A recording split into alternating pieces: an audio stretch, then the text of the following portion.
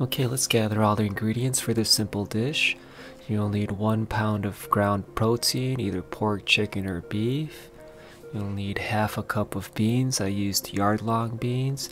Half a cup of chicken stock. You'll need to mince up some garlic and chili peppers and mix them together.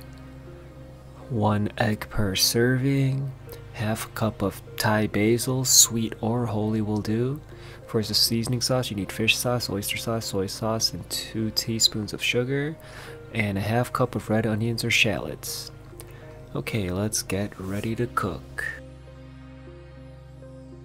Alright, I'm using a wok at a very high heat, but you could use any pan. Add 3 to 4 tablespoons of vegetable oil and add the garlic and chili mix. You just want to stir fry this until you smell the amazing fragrance that comes out. You don't want to burn this. Once it smells really good, you should throw in your protein. You're going to cook this protein. You just want to brown it and get all those flavors in there.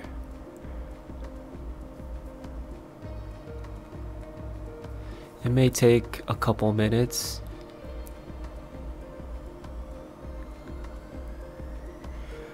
Once it's browned, you add the seasoning sauce and mix it around a little bit. It's going to smell even more delicious at this point. Once you mix it up, you add the chicken stock.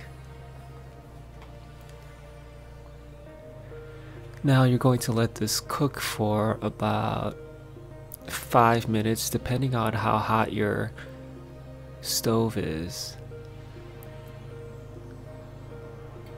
But after a couple minutes or so, I add the green beans because it takes a little while for the green beans to cook. I mix it around a little bit. And I let this cook for a little bit, maybe 3 minutes or so, until the liquid is about reduced a quarter to a halfway. The timing will vary depending on how hot your stove is. But once it's reduced about a quarter to a halfway, that's when you want to put in the red onions or shallots. Right about now, that looks good right there.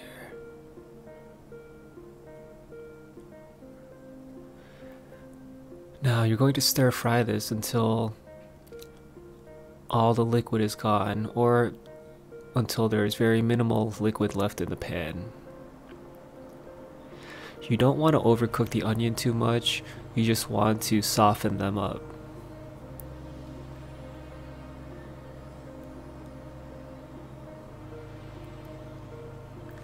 If everything goes correctly, most of the liquid will be reduced and the onions will be soft and it will smell extremely delicious.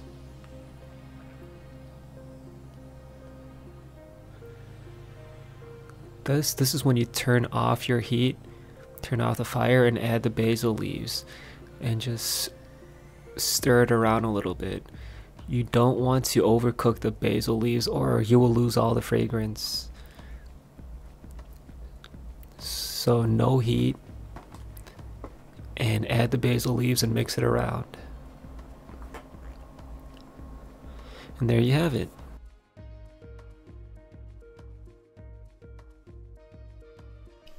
Hey, it's your boy Junie, aka Beef Jerky Style, and today I got for you something very special. Pad Horapa Mukai Dao. I'm not even sure if that's how you pronounce it, but it's basically spicy basil pork with fried egg. This is one of my favorite Thai dishes. I've had it many times in Thailand, and I have a lot of good memories with it.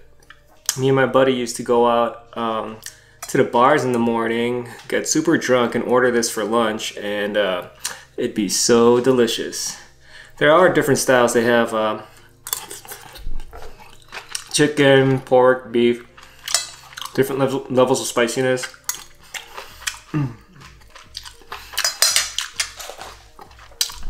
In Thailand, you'll mostly find a dish called Pat Krapao, and that's made with holy basil.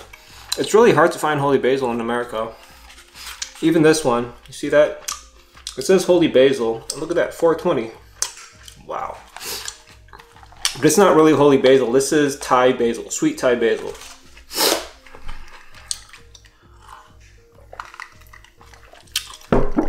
There is a huge difference between the two. They taste totally different.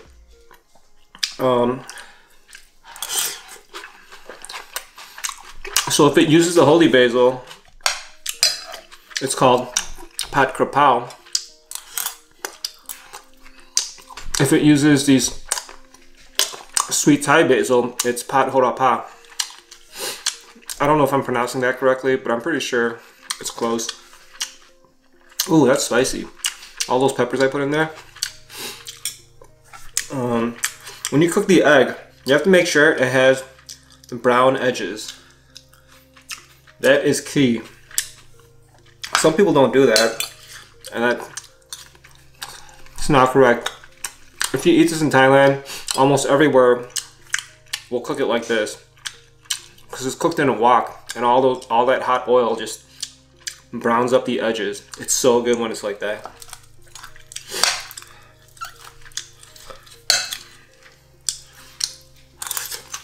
Let me give you a close-up.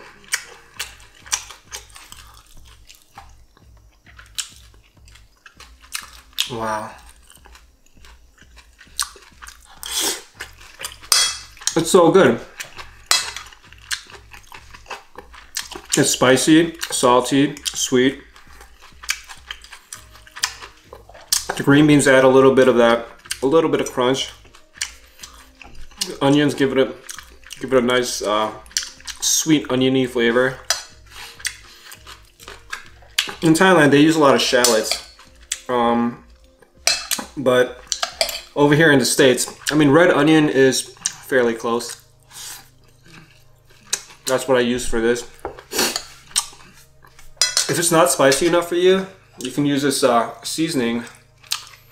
Here, let me show you.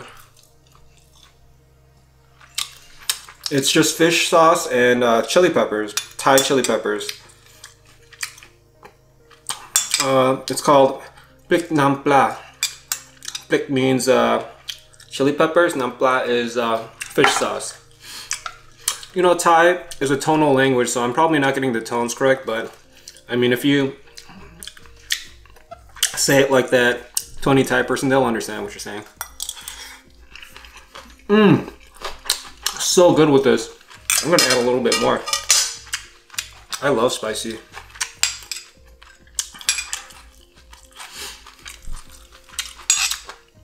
You know, Thai food is one of my favorite cuisines. Dare I say I like it better than Korean cuisine? I don't know. It's up there.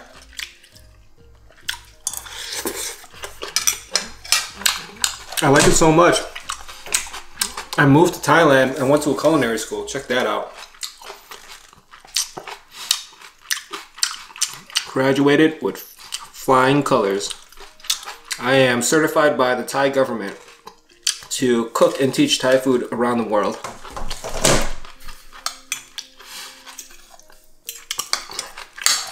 My professor was a royal chef. Cooked for the king. That says something. You know, my favorite version of this dish was at this very peculiar restaurant in Thailand, in Bangkok, Thailand. It was on Sukhumvit Road. 3 of my buddies came to visit me, and I took them to this restaurant called Cabbages and Condoms. The place there is full of what do you call that? Like condom characters. I don't know how to describe it, but It's like statues made of condoms. They're trying to promote safe sex, basically. But it's a restaurant. That's the strange thing. The way they made this, it was very interesting and changed my whole view of this dish. They stir-fried the pork just like I did with the onions. They didn't have the green beans in there, but the basil, they deep fried the basil and sprinkled it on top of the dish. That was a pretty novel dish to me. I haven't had that before in Thailand, and I've had this a lot of times in Thailand, and it was pretty interesting. It added a nice little crunch and a different type of basil flavor. It was interesting. It's kind of hard to describe. But if you're in Thailand, go to Cabbages and Condoms. It's a very popular restaurant. It's a very famous restaurant. A lot of tourists go there and try it out. It's pretty cool.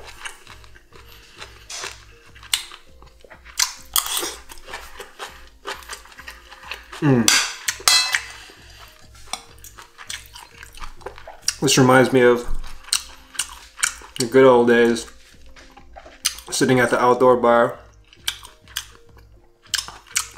being crunky as heck, and just stuffing my face with this stuff. Extra spicy.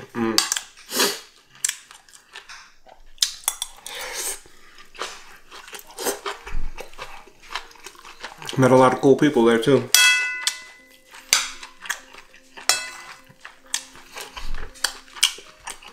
Anyways, it's a very simple dish, as you can tell, or as you saw. You can make it, you can tweak the seasoning sauce. Tweak it as you wish. You can make it spicier by adding more chilies, or less spicy, or saltier, sweeter. But try it with the proportions I give you first, and then tweak it from there. It's pretty balanced this way.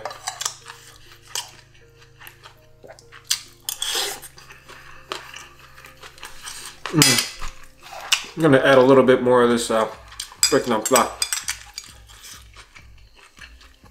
for my final hurrah. Hey, that rhymed. This is so good. You can make a lot of it and just store it in the fridge and just heat it up whenever you want. It'll last probably like 3 days in the fridge, maybe a little bit longer, depending on how cold your fridge is.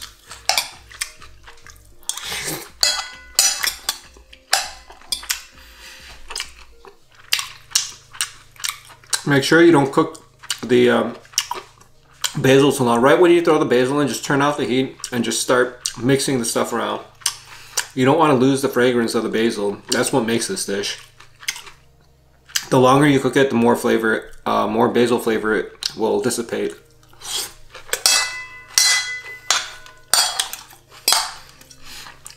And if you can find holy basil, the real holy basil, not this fake labeled stuff. If you find a holy basil, it's basically the same thing. It's the same recipe. You should definitely try the holy basil version. This has more of a licoricey flavor profile, whereas holy basil will have a more peppery, spicy flavor profile. It's really good.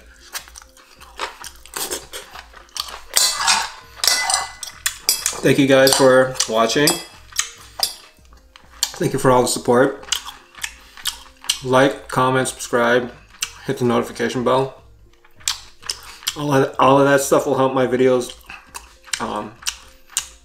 make it through the YouTube algorithm. Maybe, hopefully, other people will be able to see my videos. Love you guys. Stay healthy, stay safe, and holla back.